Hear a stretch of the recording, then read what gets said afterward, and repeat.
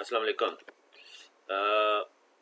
एक प्रॉब्लम आई थी कि इशू रिक्वेजिशन जो है वो प्रॉपर तरीके से पोस्ट नहीं होती, उसका अधूरा वोचर बन जाता है और फिर उसको ठीक करने का और क्या तरीका होगा और वैसा क्यों होता है। तो उस सिलसिले में आपको थोड़ी सी फैसिलिटी मज़ीद दी गई है। उसमें ये है कि जो इशू रिक्वेजिशन प्रॉपर तरीके से पोस्ट नहीं होती उसका जो लाइन का कलर है ना वो रेड हो जाता है। जैसे ये देखें, ये ऊपर जो है ये अनपोस्टेड है और नीचे ये प्रॉपरली पोस्टेड है, और उसके नीचे जो सही तरह पोस्ट नहीं हुई उनका कलर रेड है। तो अब आपने इसको किस तरीके से ठीक करना है, क्योंकि इसका वोचर उधर बना होगा जो कि जिसका डेबिट क्रेडिट कुछ भी नहीं होगा। तो अब उसका तरीका ये है कि ये सिर्फ ऑथराइज पर्सन को हमने ये एक बटन दिया है अनपोस्ट का।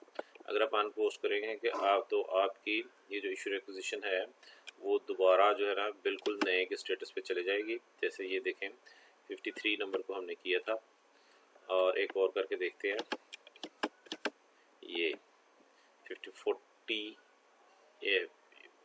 नंबर को करते हैं। तो हमने 52 नंबर को किया तो ये 52 नंबर आपकी अनपोस्ट हो गई, ये 52 अनपोस्ट हो गई। जब ये अनपोस्ट हो जाए तो दोबारा आप उसको रिलीज़ करेंगे। रिलीज़ करने के बाद फिर आप उसका जेवी बनाएंगे। तो ये आपकी पोस्ट हो गई 52 और अब आपने उसका जेवी बनाना है। तो जेवी बनाने का तरीका ये है कि आपने जेवी का बटन दबाना है। ये